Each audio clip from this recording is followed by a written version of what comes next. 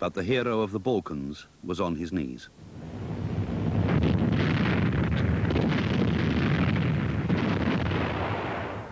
That winter, the Germans swept both Milhailovíc and Tito out of Serbia.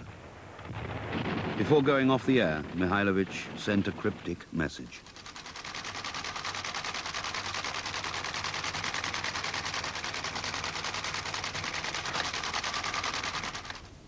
With Hudson missing and possibly dead, SOE Cairo had to start again. They sent in 3 new missions. One was led by Terence Atherton, who'd been a freelance journalist in Belgrade. Like Hudson, he was landed by submarine and was picked up by the same partisan group. They led him to a town called Foča, Tito's most recent acquisition. Tito was courteous, but suspicious. Atherton was apparently impressed by the partisan movement, where all comers were welcome regardless of race or religion. Many of the most dedicated recruits were Serbs escaping from Axis atrocities. Enemy reprisals were working in Tito's favor. But Atherton's impressions never reached SOE. His radio set was broken. And then one night he vanished. Search parties were sent out, but returned empty-handed. Tito was furious. He suspected a British plot. They were planning to land in the Balkans, join forces with Milhailovíc, and liquidate his movement. British agents would never again be trusted. Atherton's body was never found. A British inquiry later established he was murdered by a bandit for the gold he was carrying. 100 miles to the north, Hudson was alone. Disillusioned with Tito, whose hasty withdrawal from Serbia he had witnessed, he had returned to Milhailovíc, only to be kicked out for having stopped arms drops. His survival now depended on the mercy of the peasants. Wherever I went, I felt that I'd be bringing bad luck on the people who looked after me. Even when they knew I was an instigator of these very conditions which led to their misfortunes. They never refused me a glass of milk or a bed for the night, and they'd put me up anywhere. If I wandered around, and all I can say is I felt a deep sense of regret, like you were a shit coming into some clean house. Dobar dan, zdravo.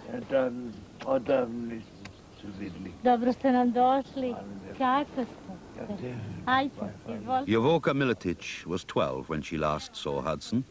She used to bring him his breakfast of brandy and cheese. Sve su to Nemci opljačkali I zaplenili, a mi smo se sakrile nas 3. Moja majka I još jedna devojka u jedan mali do šumica okolo bila. Nemci sve okolo nas I nisu nas primetili. Nigde nismo smeli da mrdnemo. Kaže, ako maknemo, odmah će da pucaju. Oni uperili, gledaju pravo, traže. Imali negde, nigde nikoga nisu primetili.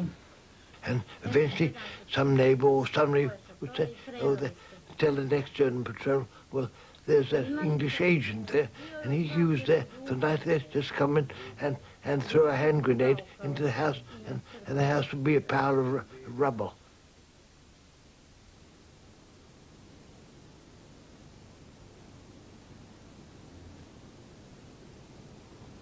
In early 1942, the best intelligence on what was happening inside Yugoslavia was coming not from British agents, but from the enemy themselves. The everyday radio traffic which passed between German commanders in the field was being intercepted in the Middle East, decoded at Bletchley in England, and passed to selected branches of military intelligence. By the middle of 42, it was clear who was doing all the fighting.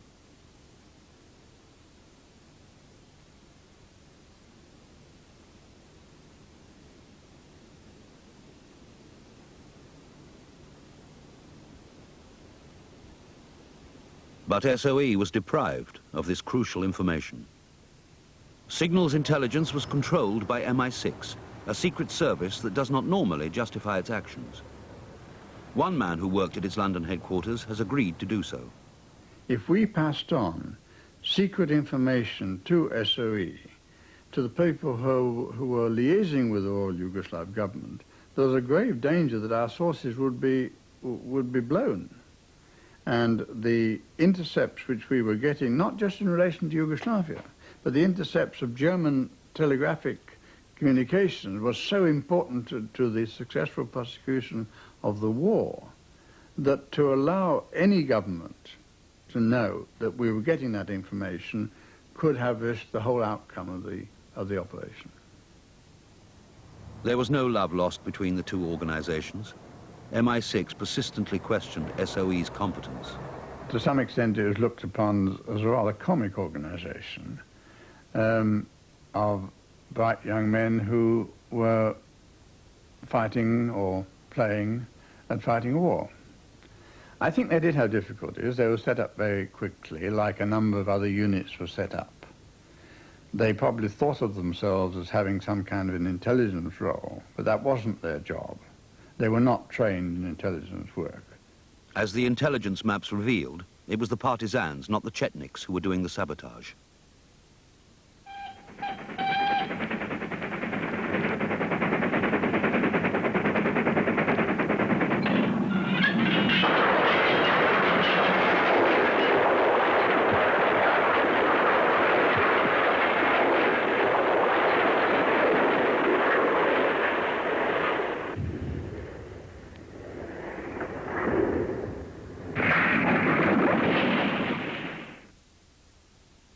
Tito's main forces were concentrated in the mountains of Croatia. Milhailovíc was in the east. He therefore straddled the main strategic target, the German supply line to Greece.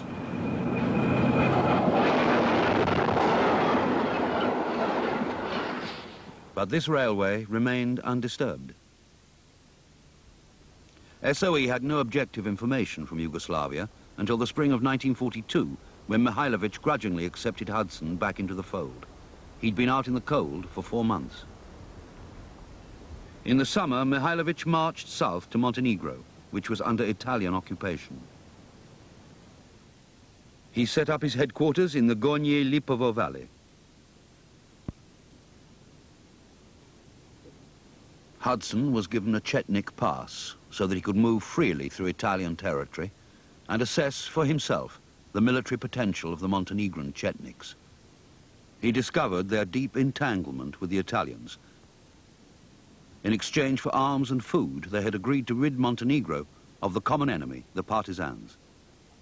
In return, local Chetnik leaders were left in control of their tribal lands. The Italians respected their checkpoints and even trained them in the art of alpine warfare. It was an arrangement that delighted Milhailovíc.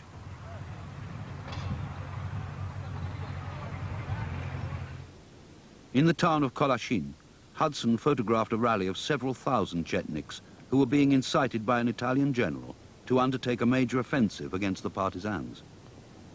Hudson personally addressed the crowd, trying to persuade them that their real enemy was here, staring them in the face, but to no avail. He reported the disturbing situation to SOE. But in London, this collaboration was not only condoned, but positively encouraged by both SOE and the Foreign Office. Money was sent to Milhailovíc to buy arms from the Italians. Internal SOE telegrams discussed the liquidation of the partisans. But there was mounting pressure on the Foreign Office, and Anthony Eden was worried. Accusations by the Soviet government, foreign press reports, radio broadcasts, and above all, their private information from most secret sources, all pointed to partisan activity and Milhailovíc inertia. One official suggested that the time had come to put some money on the partisan horse.